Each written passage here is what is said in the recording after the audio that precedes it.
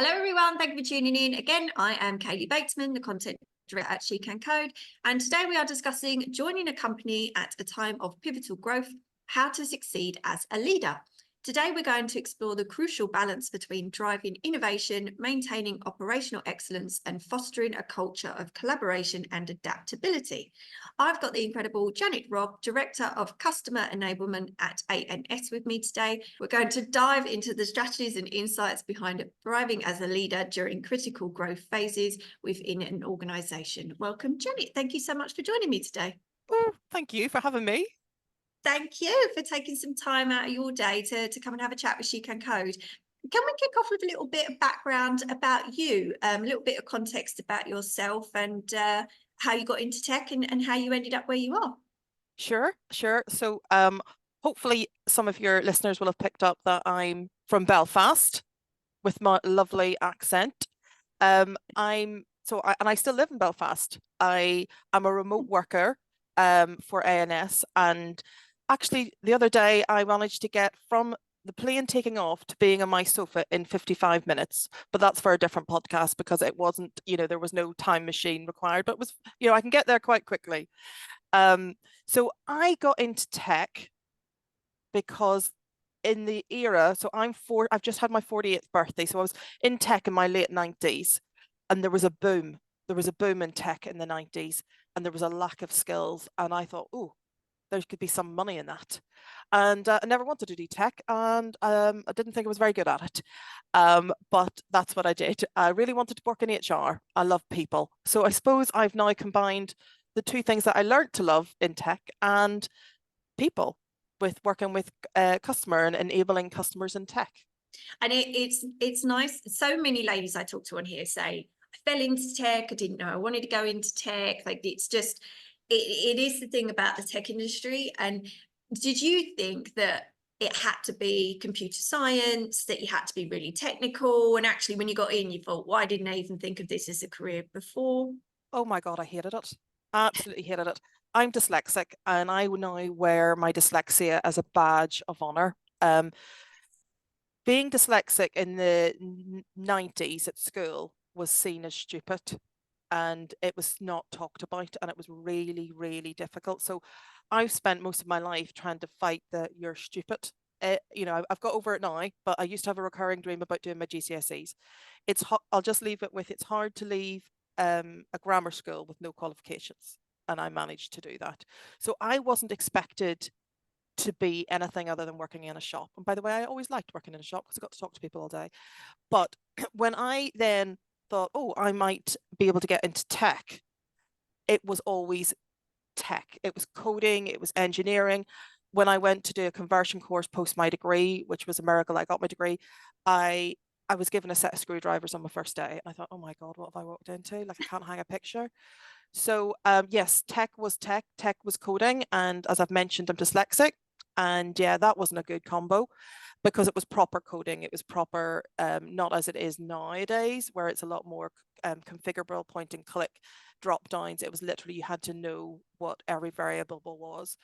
And I expected it to be technical, and that was it. That was going to be my life. And I think I just accepted that I was going to be miserable for the rest of my life because it did not fit my personality in any shape or form. Yeah, and I mean, it's awful to hear you say that if I'm just going to accept that I was going to be miserable my whole life, which is why Spilling the Tea started. We just love to share careers, tech careers, what they're like, that there's a whole range of things, that things are very different nowadays, and that you can be in tech and just do lots of different things and lots of different disciplines. So yeah, it's great to have you on here to share your story as well, and that you thought that about tech, which is, a lot of people still do think that's what tech is going to be like, which is a shame. Yes, So very much so. we're going to talk a little bit about being a successful leader today. So can you share any memorable success stories or challenges that you've faced in your current role that have shaped your leadership approach? Yeah. Okay. So I have joined ANS quite recently, and it is in a massive stage of growth. Okay. And when you join an organization in this stage of growth, it is in a stage of I suppose flux is a word that we might all understand, because when we're changing, the ground isn't as stable as we first knew it to be. And I specialize in change management and the enablement of organizations to go through change. So when people's emotions can be fraught, people's emotions can, I always like to watch people's emotions, because it's never what is portrayed as really the underlying feeling. Yeah. So it's, yeah, usually when somebody's cross, they're frightened. That's one of my key signals. Why are they frightened? And you have to ask the famous 5 whys. So I've joined ANS, and ANS, I'm just going to call out, are being very brave employing me, not because I'm a serial killer or anything like that. What I mean is the title of director of customer enablement. You don't see many of them about. And the reason I'm proud of them is because they've recognized in their state of their change that to be successful within a tech industry now, it's not the tech. The tech works and it's shiny and it's brilliant. And yeah, we might screw up every now and again, or by connecting one API connector incorrectly, that kind of thing. But it's the people that are using the tech that make it successful. And that is my role. So joining an organization in a brand new role, in a state of increased growth, oh my goodness, they are thriving, is hard. It's hard because I have to find my identity and convince leaders who've been in the organization a long time that my role is desperately needed and valuable, as the C-level staff have agreed that it is. I have to build my own division and my own department to focus primarily on enablement. I am I'm the tap on the back of the head that won't stop, the drip that won't stop dripping. I am the person that says, and how are we going to ensure that this is enabled for our customers? We might come up with this amazing process, but if we don't ensure that it's enabled correctly within our customers to avail of that process, it's not going to work. So it has been difficult. I have to say it's been at times, you might want to cut this bit. It's I don't know what to say here, but it has been difficult, but I have thrived with it, because the lovely thing I've enjoyed is I've enjoyed convincing people that my role is necessary. And the wonderful thing is, I do a whole presentation about how people change, and I don't talk tech in it. I talk about my cat in it, because that's another story we might bring up. But I have convinced other leaders within our organization to start putting the enablement lens on everything they do. So now a lot of my SLT members are coming to me and saying, Janet, you know what you were talking about that? I think I need you to help me to help our customers. So it's been lovely to be an influencer within ANS to change the lens from tech to people. Yeah, which that takes quite a unique person to want to do that as well, because I know from not just talking to people on this podcast, but actually people I've worked with in the past, you kind of reach a crossroads in your career where you think, do I want to work with people, or do I want to work with product, or whatever it is that your company is selling or building, or whatever that is? And you have to make that decision, because if you want to work with people, you want to manage people, or you want to look after them, that people are so unpredictable. Oh, wow. And it takes a certain person to think, do I want to do that? And a certain person that has all those skills to be able to manage that. I'm assuming that that's a huge challenge for you daily, that people are just so unpredictable. Very much so. And that's also what I love about it. But the thing with me is I said, I was going to be miserable for the rest of my life because I had to be a coder. I've discovered obviously that's not true. You don't get to be miserable for the rest of your life. And that's obviously not been the case, because what I discovered that tech does is I see it as the product and the output of the improvement that it brings to people. So I do love a product. I work within the tech industry quite deeply still, within Dynamics, customer relationship management systems, Power Platform, all of those things. But I see them as wonderful tools that help people achieve success. So I still work with product. I still understand the gains that a product can give me, but I adore working with the people and love seeing them be successful. The first question I ask any customer is, what would success mean to you? And therefore we're starting on a different footing. It's on a, let's look at our end results. Let's look at what we're going to achieve rather than how we're going to do that in that journey. Yeah. Yeah. And it's so important as well that because you know that and you're working on those skills every day, and it gets easier working with people, obviously. But sometimes when things go wrong, that's when you really see what a person is like, or for instance, how your team internally might either pull together or turn against each other, or how they work with a customer. And is one of those challenges as well, what happens when things go wrong? How do you deal with those as a leader? Absolutely. Things do go wrong, and people still from childhood don't want to be responsible for something going wrong. Okay, Yeah. but things do go wrong and things can go wrong. I've done things wrong. I'm sure you've done things wrong. And it's how the culture within the organization responds to, let's use the word mistakes or errors. Yeah. If you embed a culture of wrong, you get into trouble, then people are either that will influence how people behave when something goes wrong.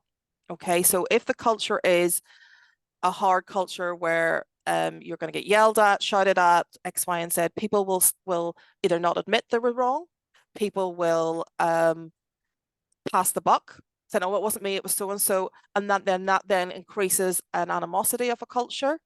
So if we can create a culture that it's safe to be humans and safe to make a mistake and safe to stand up and admit the mistake and safe to learn from it, that creates actually a culture. A mistake is a learning opportunity then, rather than a fearful opportunity. And embedding a culture of safety as a leader and saying, okay, we've all done it. Don't worry. Let's work out what I from Northern Ireland, what crack happened that stopped this working, etc., etc. That becomes a supportive culture.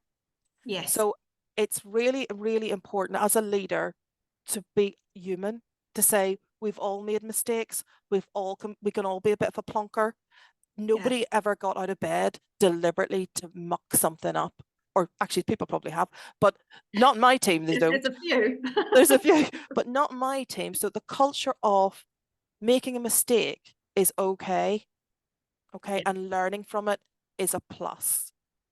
But a culture that doesn't embody that becomes a negative culture and a place where I don't like to be, or Yes, anybody. especially if it's from the top down. You're absolutely right.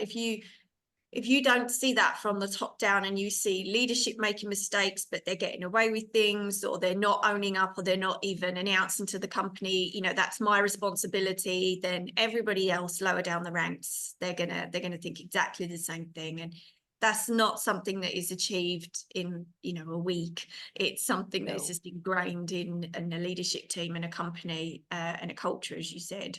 Yeah, I agree. On that note, in your experience, what are the essential leadership qualities and skills that are most critical for effectively managing and leading teams during periods of transformative growth within a tech organization? God, that's a question and a half, isn't it? It's a loaded It's a question. loaded question. So here's the thing. As a leader and leaders in an organization, we're all just normal people. So it's the skill set that those individuals portray. So let me give you an example. If you're incredibly stressed and incredibly busy, and you run in and out of a meeting room and go, oh, I'm really, really stressed and I'm really, really busy, that's going to invoke a culture of we always have to be stressed and busy to be seen to be active. And Yeah. that's not true. When I'm stressed and busy, my productivity goes into the toilet. So I need, nobody works well when we're stressed and busy. But there's times in life as a leadership team we can be.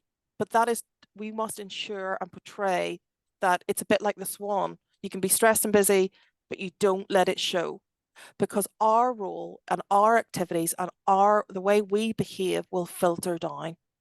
And that's the job of a leader, to protect the people below you from anything that is going to affect how they work on a day-to-day basis. The other thing that I really hopefully strive with is I love a good chat at the coffee machine. I prefer a cup of tea myself. I want to always be approachable regardless of my title. And I mean regardless. I know some of my best mates are in ANS, or my friends, the people that know my name and all the rest, have various different roles. And I love to see them coming in and hearing what they did at the weekend as much as anybody else. And it's making sure that you're always containing to be approachable, because that way you get to hear what's really happening. And Yes. if you know what's really happening, people use the phrase feedback, or getting feedback. It's understanding what's really happening on the ground floor is the only way you can fix something. So resistance to change, which happens in a high-speed growth organization, resistance is there because we don't like change as people. But I tell people to embody resistance, because when you allow yourself to hear it, you can do something about it. You can educate, you can inform, you can make sure that your messages are more on point. So allowing yourself as a leader to be able to hear the negativity, the fear, the worry, it's important that we hear that and not just the sunflower stories. Yeah, and that you're right, that you hear it, you're making a coffee, somebody walks up to you and tells you, rather than through a Chinese whispers, and then you get a strange version of a story that is actually nothing like what that team is dealing with. I love the fact that you mentioned a swan. We see something similar at She Can Code about swans, and that you're chugging away under the water, but on the surface we're very graceful. We say the same. I dance, and in ballet we always say we have that ballerina smile, but my feet are bleeding. But on the surface you're smiling. Everything is fine. That doesn't mean to say that sometimes when you are stressed and things are wrong, that you can't ever share, and that you always have to show that everything is fine. But you are right, sometimes there is a time, especially when you're a leader, running in and out of a meeting stressed makes everybody else feel stressed. It also, like you said, I thought it makes you feel like you always have to be on all the time as well. It makes people think, I have to work 24/7 because there's not enough hours in the day, and that your team don't get quality time to just switch off and regenerate after maybe a holiday, or certain teams I've been on, and I feel like a week's holiday is not enough to come down sometimes, because you're in that constant stress mode, where you really do need that time out. I want to talk to you a little bit about women in leadership. So women are underrepresented in leadership roles, especially in tech. What should be done to increase the number of women in leadership, do you think? Oh, well, I'll just get on my soapbox, because this is my thing. This is my thing. Oh, wow. Okay, so everybody has to do better, first of all. Yeah. And how do we do better? So I'm just going to give you, it's okay to give you a wee bit more of a backstory on why I'm so obsessed with women in the organization. Because I'm obsessed because, one, I'm 48, and most of my job, my career have always been with men. And I love working with men, great crack, no issues with working with men at all. But when you get women and men working together, wow, you get better systems, better gender focused systems. Oh my goodness, but guess what? Us women are more than 50% of the population, right? We're about, and we need women in leadership. We need women in tech industries, because without that, they don't have a voice, and they don't, whatever we're producing, naturally, through unconscious bias and many reasons and perspectives, don't include women. And it's not deliberate. Trust me, it's not deliberate, but the best perspective on a woman is a woman in leadership. So many years ago, I started a conference. I believe that learning should be free for everybody, and everybody should have the opportunity. And I hope it's okay to say my first conference that I ran on my own was in Dublin, and it was for 100 people. People tell me it wouldn't work, and yeah, it did. I love that smugness. And the tickets were sold out within 3 days. And I put a picture on Facebook, And I hope it's okay to say, a girl who I'd studied with looked at the picture. She was now living in England, and she went, "Not many bras in that room, is there?" And I hadn't even clocked it, because I was the woman, I was the leader, I was at the front of the room, I was euphoric at this event. And I suddenly started to count, and I had 5 women, and I hadn't clocked it because I was on a high. Yeah. So I then You're also made it quite used to seeing that. just, yeah, Until you look and you think, oh, actually, yeah, yeah, there isn't enough women. it had become my unconscious bias, because Ah, I was normally surrounded by men, that I didn't really go looking for the girls because no, they weren't there. So every conference I did from then on in, I would hold back tickets, because the tickets would go like that. yeah. And I wanted to ensure that women had a place. And one of the other stories I'm going to add to this is, one of the reasons I need women in there is, I'm a confident person, I'm an energetic person. But I went to an event before I did my conference, and I realized there was myself and there was one other lady, and she didn't look anything like me. She looked like she was really into the tech. And I was in a floral dress, and I'd realized that I was standing at the back of the room with a saucer, and I wasn't talking to anybody. And I was like, what has happened to you? Internally thinking, why have you silenced yourself? Because I didn't see myself in that room. I didn't feel that I had a place in that room. And that's one of the reasons I continue to focus on women in tech, and created the strap line, "The door is open." And all I did was take pictures of women at the event and saying, you don't want to come on your own, you be my buddy for the day, or I'll put you with a buddy for the day. I want you to understand that it's an okay place to be. Now, we have women, very few women as leaders in the tech industry. We need to make a conscious effort to find them. Why? Because women, when they see the jobs applied, this is what women do. We go down every flipping list and go, yeah, got that, got that, got that. Oh, haven't got that, haven't got that, got that, got that. I'll not apply. Don't have those 2 things. And a man, majority of men will go, oh, haven't got that, haven't got that, but got that, I'll apply. So we need to encourage women passionately to go, look, there's this job. I think you'd be fabulous at it. I know you feel that you don't have the confidence, but to support them and mentor them into feeling that they do have a place at that table. Because when they get a place at the table, it is brilliant for the entire organization. So the onus is on us to encourage, to support, to point out. Sometimes something is so obvious and a woman will walk past it because they just don't see that they have a place at that table, and they flipping do, and we need them. Definitely. I love everything you just said, because yesterday, it was only yesterday, I was talking to a lady who said to me, I went to apply for a job, and I thought I can do everything, but the only thing she couldn't do was C++. And it was going to be a test where she had to do C++ in the interview process. So she learned C++ in 2 weeks, went for the interview, and passed. And they said, even though you've only just learned it, we just love the fact that you were upfront, that you wanted to learn, that you learned really fast. We just love everything about you, because you didn't meet all of our criteria, but who cares? So they hired her. And since then, they've trained her up in everything they needed. And they just grabbed hold of the fact that she was great talent and was just so willing to learn new things. And she it was kind of, if she hadn't have just thought to herself, you know what, I'm just going to go for it. I'm just going to see what comes out of it. Then yes, so many ladies just talk themselves out of even applying for a role in the first place. Don't we? The best thing about anybody, whether you're man or woman, in an organization is passion. And if you have somebody with passion and desire, because you can't teach that, Yeah, comes within the soul, you can teach them C++. You can teach them the bit that they don't have.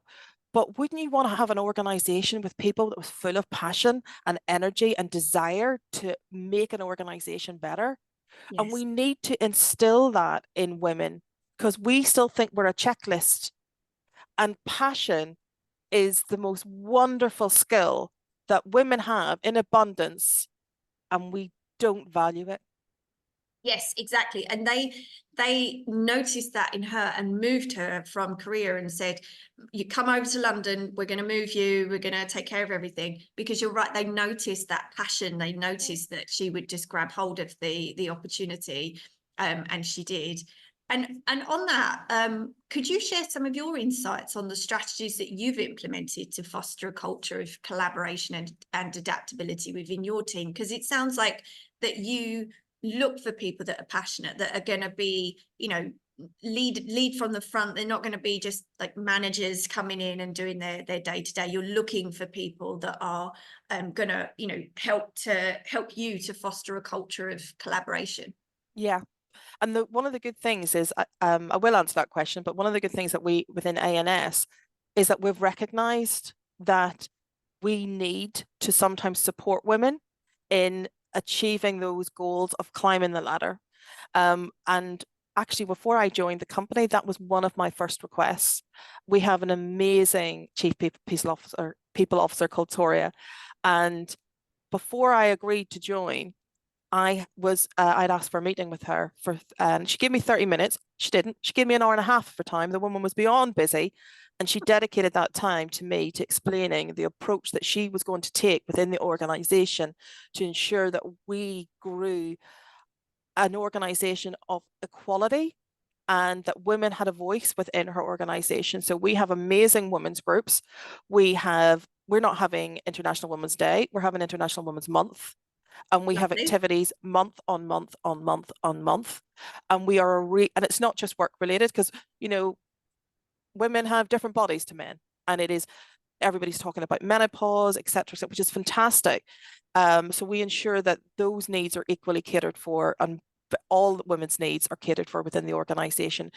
But one of the things within my team is ensuring that passion equality is across the board, passion is across the board, that if somebody has an issue or concern, that my door is open. And people do that all the time and say, oh, my door is open. And how do you make sure that people feel that their door is open to come and speak to you?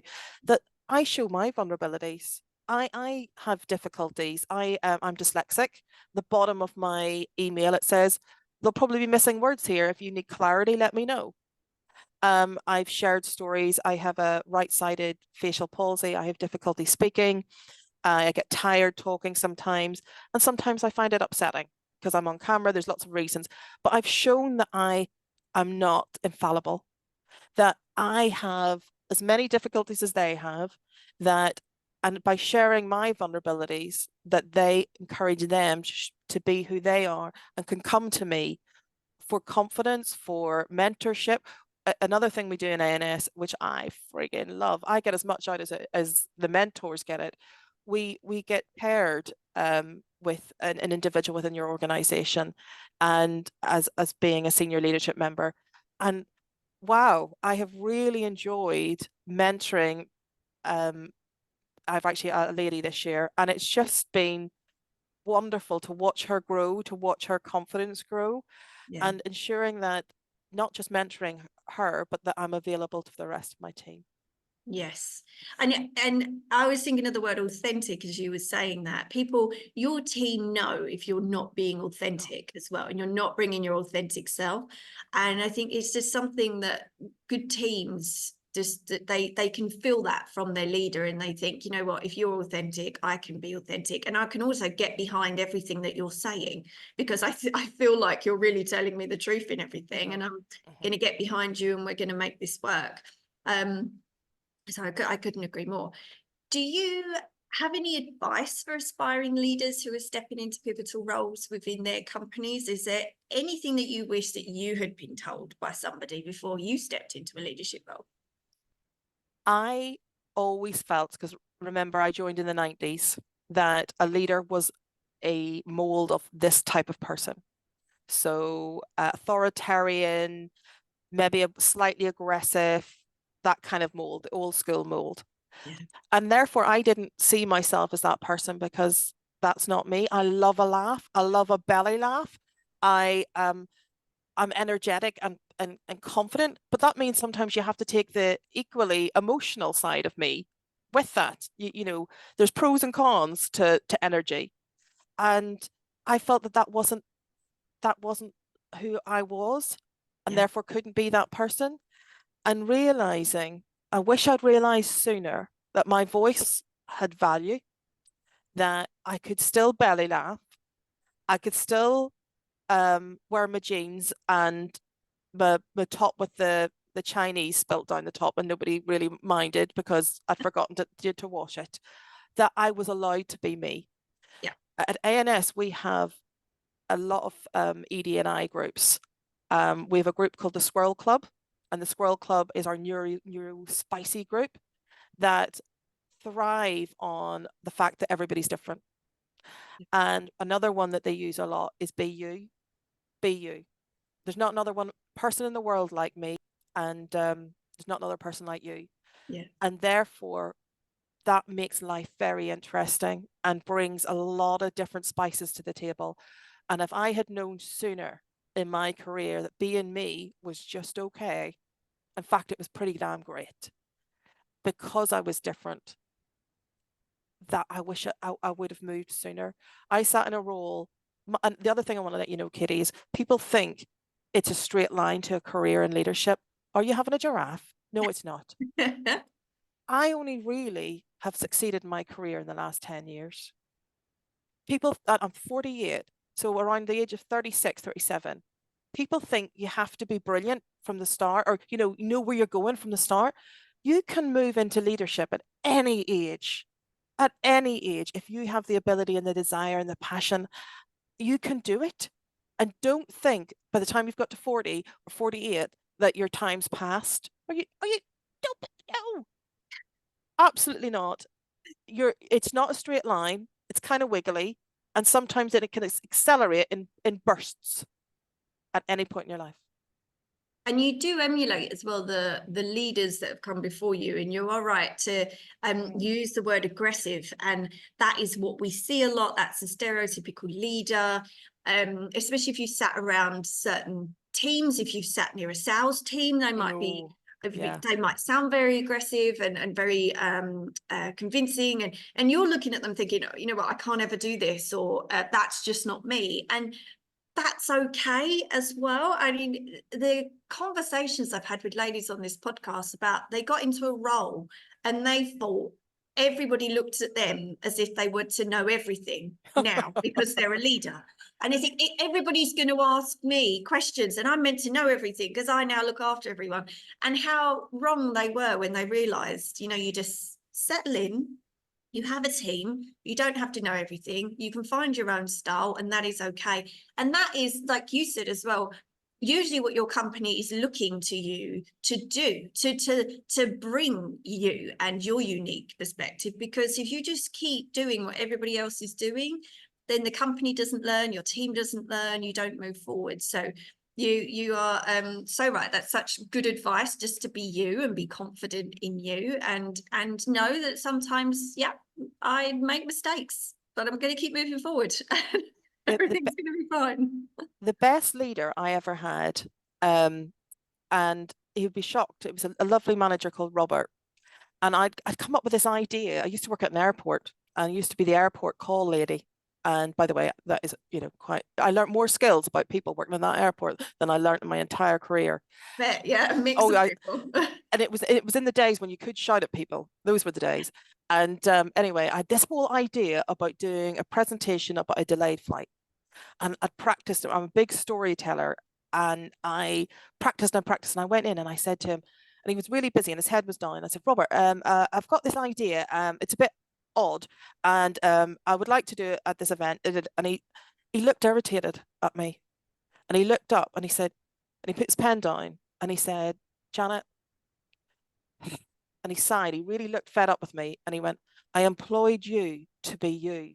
Will you please go away and be you, and don't ask me for permission again? And oh my God, that one statement, I walked out of that office like a giant, an absolute giant. And from that moment on, all of my presentations are completely off the ball. They're completely random, and they have all gone down a storm. And because he said, I employed you to be you, go and be you. Yeah. And then he said, don't ask me for permission as well, because you are right. We do think that I have to ask for permission to be myself, which is just, yeah. And 9 times out of 10, I mean, it's not, it's not an arrogance thing to think, you know what, if you don't like it, I'm going to go elsewhere. Sometimes it's just finding a company where you fit, a culture that works. Like, that all takes time as well. Sometimes you find there's a bit of a pull and you can't be your authentic self. That's not usually because, you know, you think it's my way or the highway. It might just be that you haven't quite found a culture that you fit into, or a company that you're kind of really aligned with their mission, or whatever it may be. And you're right, that path sometimes is very squiggly. It's not a straight path. And you do really have to find your own way. But that is brilliant advice. I could keep talking to you about this for much, much longer, but we are already out of time. But Janet, thank you so much for coming and having a chat today. It's been an absolute pleasure. I've loved it, and thank you for the opportunity, because women do need help. End of story. And therefore, we as women, we need to support one another, and that's my mission. Yes, I love that. That is a lovely note to end it on for today. So thank you very much. And thank you to everybody listening as always. Thank you so much for joining us, and we hope to see you again next time.